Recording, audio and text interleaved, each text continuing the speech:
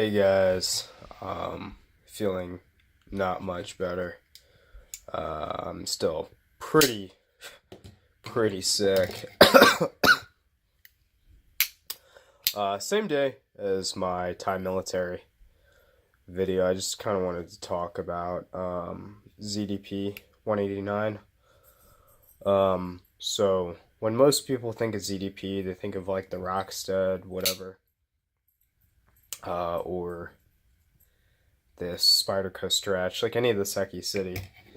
But I was lucky enough to pick up this guy, which is a zero tolerance 0350, which I de-assisted, which actually is one of my favorite flippers. Even though it did initially come with the spring assist. I mean, this thing, it doesn't matter how you flip it, it'll come out. Oh, that was a bad example. So you can light switch it.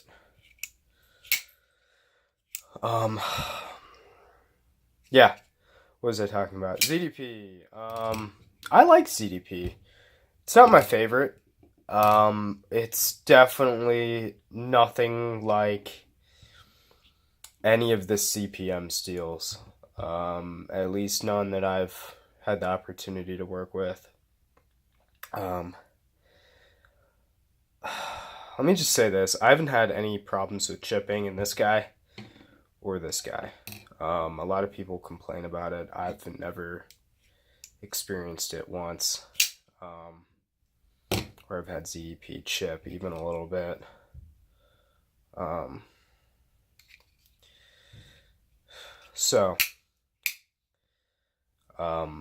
What I mean by it's not like any of the CPM steels is CPM S90, CPM S110. One of my first knives actually was 440V, also known as S60V, which is no longer really used. It's, to put it nicely, a bitch to work with. S60V. I had a Spyderco military in S60, 440V, whatever. I believe technically S90V is 420V.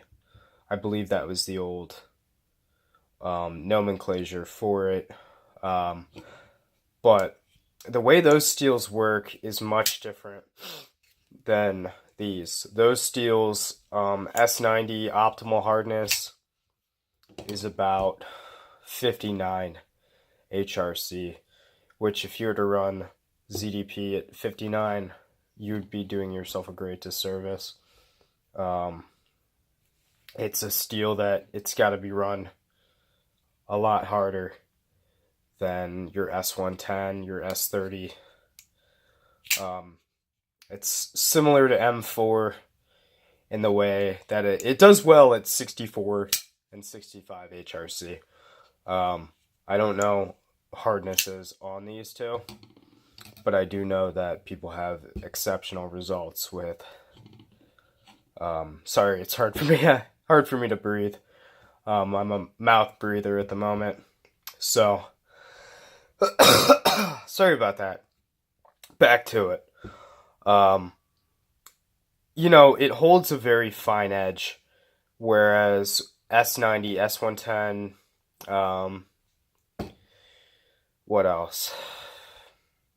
Those are the main two. They kind of, they lose that very fine edge, but what you're left with is a very coarse, imagine, it's easier to explain if you already know what an edge looks like under a microscope, but it basically leaves you with the carbide, and carbide is very, when still in a steel, it's like chunky peanut butter. I heard somebody explain it that way. This would be like smooth peanut butter. It's got chromium carbide, very fine carbides. Whereas the CPM S90s are like chunky peanut butter. It has those chunks of carbide in them. That's just the most basic way I can think of to put it. But overall, I've had no rust issues with ZDP. And I do have 2 examples, and I don't baby either of these knives. Sharpening, not bad on this guy, even with the recurve. I can tell, people know, ZT doesn't run their steels too hard. Spyderco tends to be a little bit more, into the whole performance of a steel. ZT, it is what it is. Yeah, but I've had, I can't really tell the difference between these two, unless I'm sharpening them, if that tells you anything. So, very different edge geometry. This one's, very stout all the way to the tip, and it's got, it's not a full flat grind, but it is a flat grind. It is a little bit thicker behind the edge. And then this is relatively thin behind the edge. And from that, you kind of get a little bit better performance. Honestly, this performs well. Actually very well, especially, compared to what ZT puts out nowadays. Compared to my 0560 in S110V, this is, a kitchen knife in comparison to that. And this would be like a scalpel. Their grinds just seem to get thicker and thicker as time goes on, even though they're moving away from the hard use knives. But yeah, I just wanted to, give you guys my opinions on ZDP. Overall, it's probably in my top 3 favorite steels. I really do enjoy it. I don't like S35VN. I put it light years ahead of S35VN, at least for me and for what I do.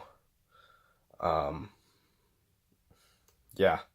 So, it definitely, if you're used to the CPM super steels, because that term, it tends to change meaning every couple of years.